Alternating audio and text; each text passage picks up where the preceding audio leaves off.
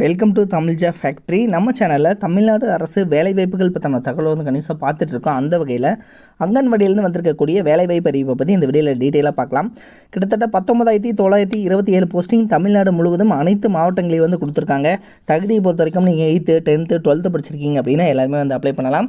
Degree படிச்சிருக்கிறவங்களும் வந்து apply பண்ணலாம். உங்களுக்கு வந்து பார்த்திங்க அப்படின்னா 8th 10th தான் வந்து உங்களுக்கு குவாலிஃபிகேஷனாகவே வந்து சொல்லியிருக்காங்க. முதன்மை அங்கன்வாடி பணியாளர், குறு அங்கன்வாடி பணியாளர், அங்கன்வாடி உதவியாளர், இது மாதிரியான 3 கேட்டகரியில் பார்த்திங்க அப்படின்னா போஸ்டிங்ஸ் வந்து சொல்லியிருக்காங்க.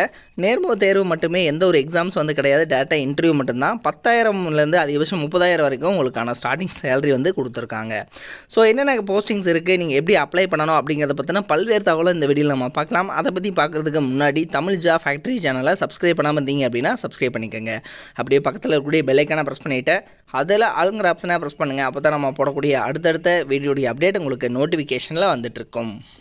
இதுதான் பார்த்திங்க அப்படின்னா அஃபிஷியல் அப்ளிகேஷன் ஃபார்ம். இது தான் ஒருங்கிணைந்த குழந்தை வளர்ச்சி பணிகள் திட்டம் முதன்மை அங்கன்வாடி பணியாளருக்கான விண்ணப்பம். இது தான். ஸோ இதே மாதிரி ஒவ்வொன்றுக்கும் வந்து பார்த்திங்க அப்படின்னா போஸ்டிங் வைஸ் வந்து இவங்க அப்ளிகேஷன் ஃபார்ம் வந்து தனித்தனியாக வந்து கொடுத்துருக்காங்க. இதில் உங்களுடைய அப்ளிகேஷன் ஃபார்மில் பார்த்திங்க அப்படின்னா பாஸ்போர்ட் சைஸ் ஃபோட்டோ வந்து இந்த இடத்துல நீங்கள் வந்து ஒட்டிக்கிற மாதிரி இருக்கும். தென் இதில் பார்த்திங்கன்னா உங்களுடைய பெயர், அதே மாதிரி தகப்பனார் பெயர், மனுதாரர், உங்களுடைய இருப்பிட முகவரி அட்ரஸ் வந்து கேட்டிருக்காங்க.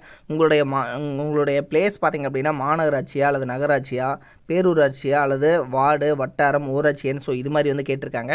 ஸோ இந்த எண் வந்து உங்களுக்கு கரெக்டாக வந்து தெரிஞ்சிருக்கணும். ஸோ அதையும் வந்து பார்த்துக்கோங்க.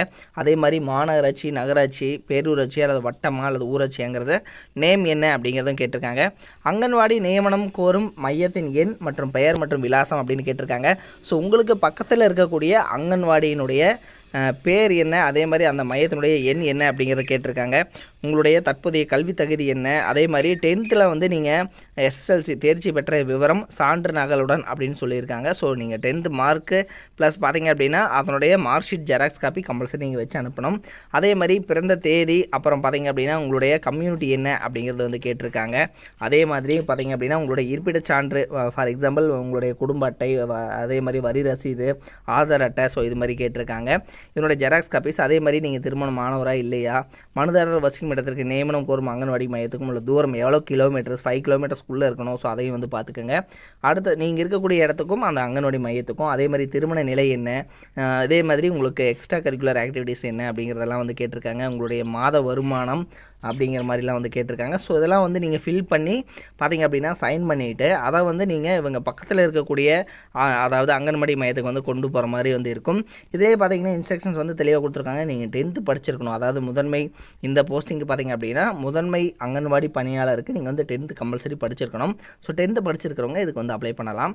அடுத்தது பார்த்திங்க அப்படின்னா உங்களுக்கான ஏஜ் லிமிடேஷன்ஸ் கொடுத்துருக்காங்க. 35 வயதுக்குள்ளே இருக்கணும் அப்படிங்கிற மாதிரி வந்து சொல்லியிருக்காங்க. அது மட்டும் இல்லாமல் ஏஜ் ரிலாக்ஸேஷன்ஸும் வந்து கொடுத்துருக்காங்க. ஸோ இதில் பார்த்திங்க அப்படின்னா 3 வயது, அதே மாதிரி பார்த்திங்க அப்படின்னா இது உங்களுக்கு வந்து பார்த்திங்கன்னா SC ST கேண்டிடேட்ஸ்க்கெல்லாம் 3 வயது, இது மாதிரி வந்து இவங்க ஏஜ் லிமிடேஷன்ஸ் கொடுத்துருக்காங்க.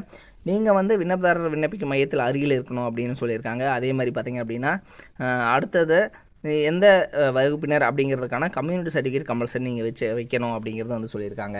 அதே மாதிரி பார்த்திங்கன்னா இவங்க வந்து ஆஃபீஸ் உபயோகத்துக்கு ஒரு சில இன்ஸ்ட்ரக்ஷன்ஸ் வந்து கொடுத்துருக்காங்க. ஸோ இதுதான் வந்து பார்த்திங்கன்னா அஃபிஷியல் அப்ளிகேஷன் ஃபார்ம். இது தான்.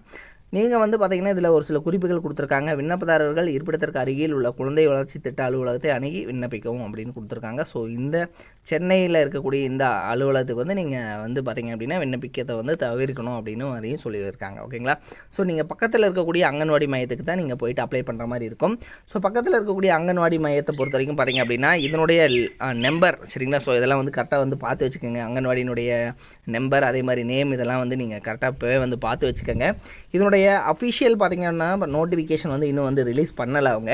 எதற்காக அப்படின்னு பார்த்திங்கன்னா இப்போ வந்து ரேஷன் ஷாப்பினுடைய ரிசல்ட் வந்து இன்னும் வந்து வர இருக்குது, சரிங்களா? ஸோ அந்த ரிசல்ட் வந்து வந்ததுக்கப்புறம் இப்போ வந்து பார்த்திங்கன்னா ஆல்ரெடி வந்து வில்லேஜ் அசிஸ்டண்ட்டுக்கான ரிசல்ட் வந்து ரிலீஸ் பண்ணிட்டாங்க. ஸோ ரேஷன் ஷாப்பினுடைய ரிசல்ட் வந்து ரிலீஸ் பண்ணதுக்கப்புறம் பார்த்திங்கன்னா கிட்டத்தட்ட 20,000 வேக்கண்ட் வந்து அங்கன்வாடி பணியாளருக்கு வந்து இருக்குது.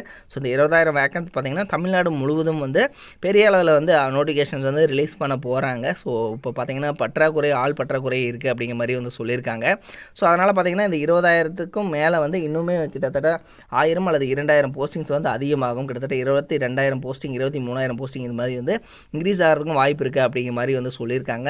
ஸோ இதனுடைய லிங்க் பார்த்திங்க அப்படின்னா அஃபிஷியலாக வந்து ரிலீஸ் பண்ணுற போது நம்ம சேனலில் வந்து நம்ம வந்து கம்பல்சரி வந்து நம்ம போடுவோம்.